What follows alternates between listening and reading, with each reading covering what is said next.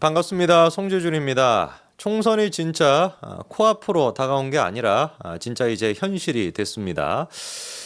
다음 주면은 총선 결과가 나오게 되고요. 그리고 이제 사전 투표도 진행이 되다 보니까 진짜 막 글자 그대로 총선이 시작됐다라고 볼 수가 있죠. 여론조 또한 마찬가지로 4일을 기점으로 해가지고 이제는 공개가 될 수가 없습니다. 마지막 나와 있는 여론조사를 통해 가지고 그리고 그 직전까지 여론조사를 통해 가지고 기세가 어떻게 흘러가고 있는지 그 정도만 우리가 살펴볼 수 있는 상태이죠. 자, 그런데 우리가 이제 그 총선 결과를 앞두고 예측을 해봐야 되지 않겠습니까? 저는 근데 이런 말씀을 드릴 수 있을 것 같아요. 이번 총선 우리가 해볼 만하다. 불과 진짜 한 2주 전까지만 하더라도 저뿐만 아니라 모든 지금 시청하시는 분들을 지배하고 있던 이 이미지가 뭐였습니까? 국민의힘 이번에 총선 망했다. 진짜 이거 민주당이 한 200석 가까이를 또 가져가고 우리가 101석조차도 사수를 못해서 결국에 이번 총선을 기점으로 대한민국의 선거는 끝이 나게 된다. 개헌도 할 테니까 그리고 윤석열 대통령도 탄핵을 시킬 테니까 사실상 대한민국은 진짜 끝이 나는구나 라고 생각이 들었는데 그 2주 사이에 대한민국의 운명과 그리고 국민의힘의 기세가 변했습니다. 뭐 여의도에서는 막 그런 얘기가 있죠. 정치권에서의 하루는 일상생활의 1년과도 같다. 그만큼이나 정치권에서는 내일이 어떻게 될지 알 수가 없다라는 얘기인데요. 2주 전이라고 한다면 사실 뭐 그런 식의 비유를 생각해 본다면 완전히 고조선 시대 때가 되는 거 아니겠습니까? 그래서 2주 전의 모습을 보고서 지금까지도 우리가 열패감에 빠져 있어서는 안 되겠죠. 제가 그냥 여러분들이 기운을 북돋아 드리고자 그런 말씀을 드리는 게 아니고요. 실제로 여론조사 결과를 보더라도 우리가 그렇게 생각할 수가 있습니다. 선거 전에 MBS 마지막 여론조사 결과가 발표가 됐는데요. 국민의힘의 지지율이 급등했습니다. 급등했다라고 하는 말이 딱 맞는 것이 5% 가까이나 상승을 해가지고요. 민주당과 지지율 격차가 10%가 됐습니다. 오해하시면 안 돼요. 민주당이 10% 앞서고 있다는 것이 아니라 국민의힘이 10% 앞서고 있다는 것이고요. 특히나 눈에 띄는 것이 수도권 아니겠습니까? 서울에서 지지율을 봤었을 때 국민의힘은 42%, 민주당이 25%로 무려 17% 가까이나 차이가 나고 있는 상태입니다. 그러니까 이쯤 됐으면 우리가 좀 질문이 드는 거예요. 왜 그렇게까지 우리가 열패감에 빠져 있었을까? 왜냐하면 MBS 여론조사 결과를 봤었을 때 정당 지지도 추이를 보게 되면은 2월 둘째 주부터 시작해가지고 4월 첫째 주까지 민주당이 국민의힘을 앞선 경우가 있다 없다? 없습니다. 국민의힘 같은 경우는 37, 39, 37, 34, 39로 계속해가지고 30% 뭐라고 해야 돼 이거 중후반 때를 유지하고 있었고요. 민주당 같은 경우는 30%, 31%, 29%, 29%, 29%로 계속해가지고 30%대를 유지하고 있었습니다. 이게 의미하는 게 뭐냐? 민주당은 애당초 중도 확장이라고 하는 가능성이 제로였다라고 하는 걸 보여주는 거 아니겠습니까? 개딸이라고 하는 그 30%, 그 30%가 완고하게 그 자리를 지키고 있다 보니까 어떤 논란이 터지든지 간에 민주당 같은 경우는 지지율이 최저 30%는 유지를 할 수가 있다라는 것이에요. 양문석에 대한 논란이 터지거나 김준영에 대한 논란이 터지거나 공영원에 대한 논란이 터지거나 어떤 논란이 터지든지 간에 심지어 이재명이만 사람을 갖다가 어떻게 해버렸다 이런 식의 얘기가 터진다라고 할지라도 제가 보기에 30%는 깨지지 않을 겁니다. 근데 중요한 건 뭐예요? 중도층이 그거에 대해 가지고 반응을 한다라는 것이죠. 중도층 같은 경우는 정치에 대해 가지고 약간 무관여층이다, 무관심층이다라고 할 수 있지 않습니까? 그 사람들이 적극적으로 여론조사를 하겠습니까? 안 하잖아요. 당연한 거 아니겠습니까? 정치에 대해서 관심도가 높은 사람이야 그 6분 가까이 되는 여론조사를 끝까지 응답을 하지. 대부분의 사람들 같은 경우는 정치에 별로 관심이 없는 사람들은 특히나 더 6분 가까이 그것만 답하고 있을 시간이 없습니다. 내 살기도 지금 바빠 죽겠는데. 그러면은 그 사람들의 앞으로 추세가 어떻게 될까? 이것도 우리가 따져봐야 되는 거겠죠. 그렇죠? 근데 그 무당층을 형성하고 있는 제일 중요한 연령대가 어딥니까? 20대, 30대입니다. 20대, 30대 같은 경우는 잘 아시는 것처럼 조국혁신당에 대한 지지율을 0%를 보내기도 했었던 그 연령층이에요. 그런데 그 연령층에서 국민의힘이 8%나 지지율이 급등을 했고요. 민주당 같은 경우는 7%나 급락을 했습니다.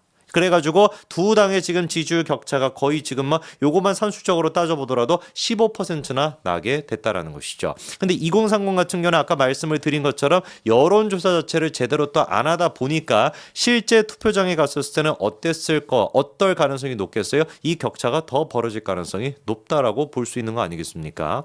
그리고 지금 시점에서도 아직까지도 내가 어디에 투표를 할지 정하지 못했다. 부동층이라고 하는 그게 지금 어느 정도로 동아일보 추산에 따르면은 그 지금 사람들이 얼마나 되냐? 무려 619만 명에 이른다라고 합니다. 그 중에서 특히 20대 중에서 25%, 30대 중에서 23.4%가 부동층으로 분류가 된다라고 하니까 어마어마하게 큰 수치죠, 그렇죠? 그런데 이 20대, 30대가 제일 예민하게 생각하는 거, 부동층이 무려 620만 가까이나 되는데 이 중도층이 제일 예민하게 생각하는 게 뭡니까? 부동산과 공정의 이슈란 말이에요. 부동산과 공정 그 두 가지를 테마로 해가지고 대통령이 됐던 게 누구예요? 윤석열 대통령 아닙니까? 부동산과 공정 그 두 가지 테마를 통해 가지고 정권을 뺏겼던 게 누굽니까? 문재인 정권이었고 민주당 아니었습니까? 그런데 그 두 가지 테마 정권 교체를 이뤘던 그 두 가지 테마에 대해 가지고 민주당이 지금 작정이라도 한 것처럼 계속해 가지고 논란을 지금 터뜨리고 있지 않습니까? 국민의힘의 논란을 터뜨리고 있는 것이 아니라 지들의 논란을 계속해가지고 터뜨리는 거예요. 지들이 터뜨리는 것이죠. 왜? 양문석이랑 김주열 커트를 안 시켰으니까. 양문석이 어떤 상태입니까? 결국에 사기 대출이라는 게 드러났습니다. 새마을금고 자체 조사를 통해 가지고 드러났죠. 원래 새마을금고가 조사 결과가 나오는데 일주일 정도 걸릴 것 같다라고 얘기를 했었습니다. 그러면 화요일 날 이제 지난 화요일 날 조사가 들어갔으니까 다음 주 화요일이 되고 나서야 결과가 나온다라는 것인데 이렇게 되면은 문제가 있죠. 왜? 그 전에 뭐가 있으니까 사전 투표가 있으니까 사전 투표를 해야 되는 막대한 사람들 평균적으로 지금 한 30% 가까이 될 거라고 보는데 그 유권자들 같은 경우는 양문석이가 진짜로 대출이 사기였는지 아니었는지를 모르는 상태에서 투표하게 되는 거니까 이거는 유권자의 알 권리를 침해하게 되는 겁니다. 그래서 이거 자체가 시간이 오래 걸린다라는 것도 문제가 있었고 오래 걸린다라는 것도 사실 납득이 안 됐죠.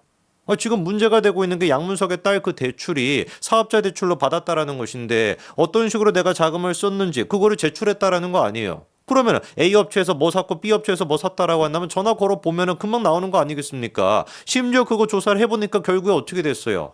어디에서 샀다라고 했는데 샀다라고 하는 그 시점에 이미 그 업체가 폐업했다라고 하는 것도 드러나지 않았습니까? 사기 대출이라는 게 명확하게 드러났습니다. 그리고 새마을금고 혼자한테 맡겨놓지 않고 워낙에 이 이슈에 대해 가지고 문제가 심각하고 그리고 또 선거와 관련된 문제다 보니까 빠르게 처리하기 위해서 금감원에서도 한 5명 가까이나 조사원을 파견해 가지고 조사가 이루어졌죠. 그래 가지고 하루 만에 결과가 나왔습니다. 뭐로? 사기 대출이 맞다라고 결론이 났어요. 새마을금고도 그래서 어떻게 하기로 결정했습니까? 11억 대출 회수하기로 결정했습니다.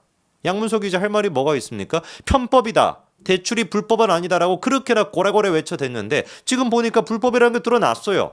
그럼 이제서라도 자기가 자진 사퇴를 할까요? 전혀 그런 생각이 없습니다.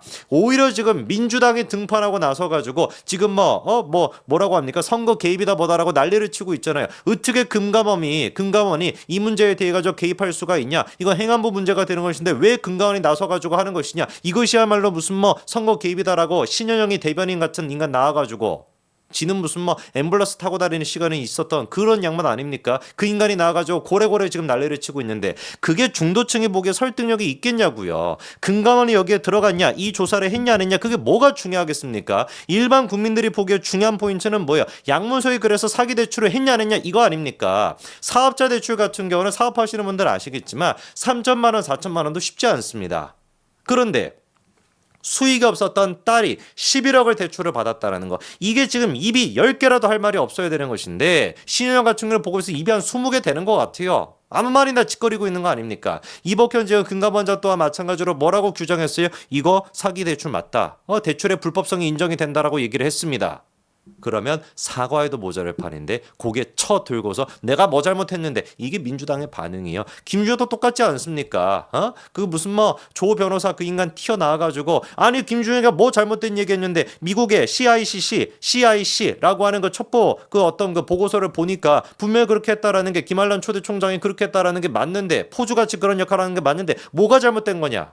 새빨간 거짓말 아닙니까? 어디 보고서에 그런 얘기가 나와 있습니까? 엔터테인을 했다라고 하는 얘기는 있어요. 엔터테인이 영어로 뭔 뜻입니까? 즐기다라는 뜻 아닙니까? 엔터테인이 즐기다라는 뜻인데 그거를 갖다가 성적으로 무슨 즐겼다라고 해석하면은 이 인간이 환자지. 이 인간이 변호사겠냐고요. 호스티스라고 하는 말을 갖다가 호스티스가 뭡니까? 행사를 주최하는 사람을 뜻하는 거 아닙니까? 호스티스를 마치 무슨 뭐 호빠 뭐 이런 식으로 연결지어서 해석을 하고 앉아 있으면 이게 환자지 변호사겠냐고요. 그런데 그런 인간이 민주당을 대표해가지고 패널로 나와가지고 하는 소리가 지금 뭡니까? 김준혁 잘못한 거 없다. 김준혁 얘기 틀린 거 없다. 이러고 있습니다. 제일 중도층이 예민하게 생각하는 부동산 이슈와 공정의 이슈 그리고 또 여성 비하까지 민주당이 지금 같이 해주고 앉아 있으니까 우리로서는 땡큐죠. 계속 그렇게 하시기 바랍니다. 지금 이제 국민의힘 자체적으로 보기에도 경합이라고 분류가 되는 지역이 50군데 가까이나 된다라고 하고 말씀을 드린 것처럼 부동층이 620만 가까이나 되고 있는 이 시점에서 계속 그렇게 하시기 바랍니다. 50석 싹 다 뺏기게 될 테니까 저는 끝까지 응원하겠습니다. 양문석 제발 사퇴하지 말고 김준혁 제발 사퇴하지 마시기 바랍니다. 그게 민주당을 골로 보내는 지름길이니까요. 여기까지 말씀드리겠습니다. 감사합니다.